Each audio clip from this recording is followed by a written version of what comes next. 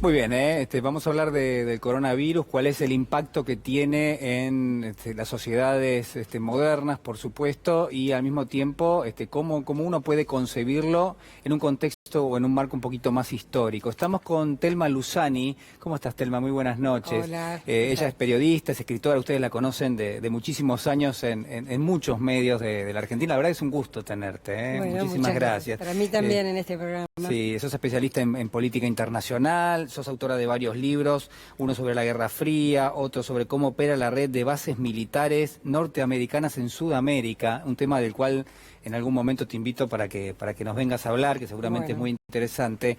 Otro libro tenés sobre Venezuela y la revolución. Pero en este caso, la verdad es que el coronavirus sigue avanzando. Y uno no sabe bien cómo abordar la temática, es decir, desde un punto de vista sanitarista, se entiende que es un virus que hasta ahora no tiene una terapéutica y no tiene una vacuna, y que los científicos están tratando de llegar a esa situación. Pero digo, ¿de qué otra forma podríamos abordar el tema del coronavirus? Mira, yo creo que en el caso de China mismo, Sí. es que el centro donde empezó todo esto que ya podríamos llamar epidemia, Sí.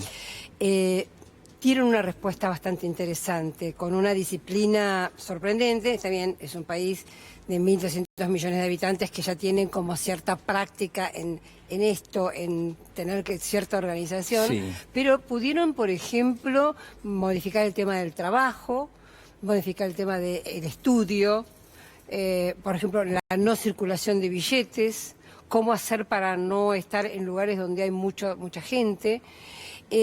Ese me parece que es un ejemplo muy interesante. El otro que han empleado, que también empieza a aparecer con más frecuencia, es el cierre de fronteras, lo cual ya implica también un paso más en lo que vos un poco decías al principio. Sí.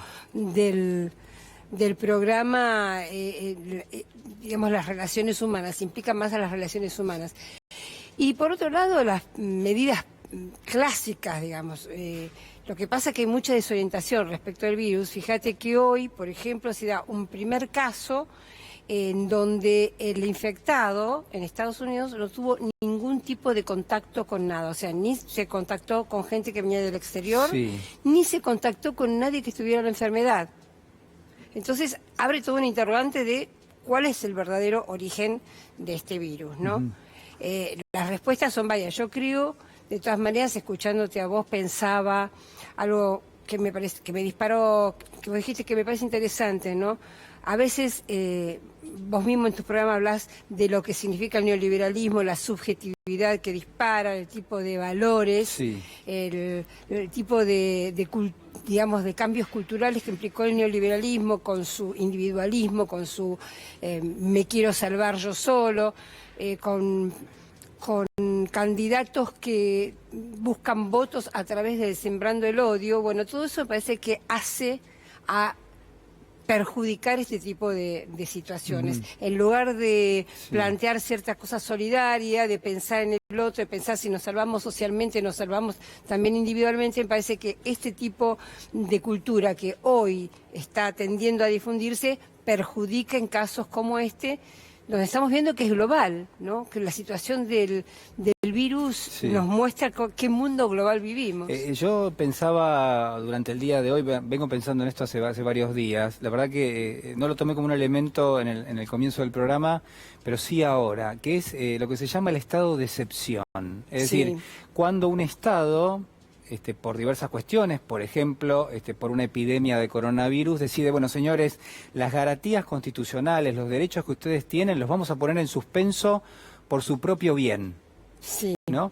Y en ese juego, qué peligroso que es en un punto, porque uno depende de quienes toman esas decisiones y además no hay marcha atrás una vez que vos suspendés las garantías constitucionales. Entonces digo, ¿cuán cerca o cuán lejos estamos de esa situación con el coronavirus? Es muy interesante lo que decís. Esto remite al 11 de septiembre. Clarísimo, porque con el 11 de septiembre lo que pasó en Estados Unidos fue eso, se cortaron el famoso acta patriótico, cortó una cantidad digamos, de derechos que tenían los ciudadanos norteamericanos, que perdieron y que no volvieron a recuperar nunca más, y efectivamente fue un momento excepcional, ¿no? Con la caída de las Torres Gemelas, los ataques terroristas. Sí. Ahora bien, es cierto lo que vos estás diciendo. Pasa que en este caso es muy delicado porque verdaderamente la enfermedad existe, los muertos están, el peligro de contagio también Es existe. muy alto, ¿no? El Es peligro de alto, contagio. es relativamente alto. Hay enfermedades en las que es mucho peor, ¿no? Si uno toma, por ejemplo, la cantidad de muertos por influenza, que es una especie, una forma de la gripe, por ejemplo, es mayor que el del coronavirus. O sea, el coronavirus ha tenido una masividad y una mediatización enorme. Pero, por eso digo, es una línea delicada, porque efectivamente puede ser tomado políticamente, aprovechado políticamente, con una especie de estado de excepción, de manera de controlar a la sociedad en momentos donde hay turbulencias. Bueno, más controles va a haber seguramente en los aeropuertos, digo, en las fronteras también vos estabas mencionándolo. Es decir, de a poco se va a ceñir, creo yo, esa especie de cinturón que va atrapando los comportamientos individuales de cada una de las personas dentro de una sociedad. Es decir, de hecho, vos marcabas muy bien cómo la misma China empieza a cambiar la forma en la cual viven sus habitantes. Es decir, no se puede ir al trabajo, no se puede tocar dinero con las manos, y va a haber que... Claro, en principio se supone que son habituarse. cambios temporarios, Claro. ¿no? Hasta que se dé el pico máximo, etcétera. Pero sí, lo interesante es poner una alerta muy fuerte en no perder los derechos que no tenemos, que no deberíamos perder y que no tienen que ver con la enfermedad. Claro. De repente, controles en los aeropuertos, controles sanitarios, si tenés fiebre o no tenés fiebre, me parece que está bien, que es aceptable. Otro tipo de control donde ya te cercenan tus derechos, ya me parece que no. Telma, la verdad que te agradezco mucho que hayas venido. Te quiero preguntar cómo se inscribe esto en el marco de la pulseada que tienen, que llevan adelante Estados Unidos y China.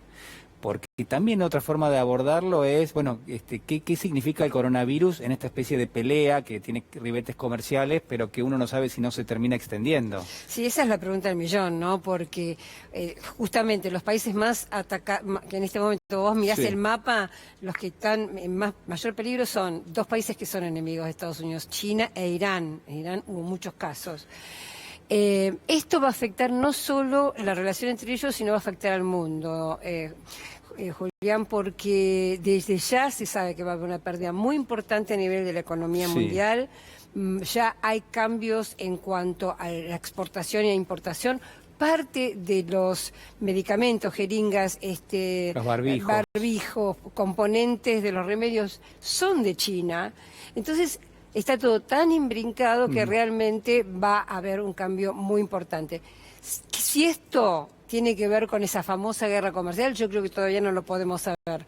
Si los chinos saben algo de que tiene algo que ver esta guerra comercial, lo van a decir en su momento. Bueno, pero alguna no ventaja igual probablemente Estados Unidos va a tomar, ¿no?, de esta situación. alguna ventaja, Y es puede ser. probable, es probable. Gracias, Telma.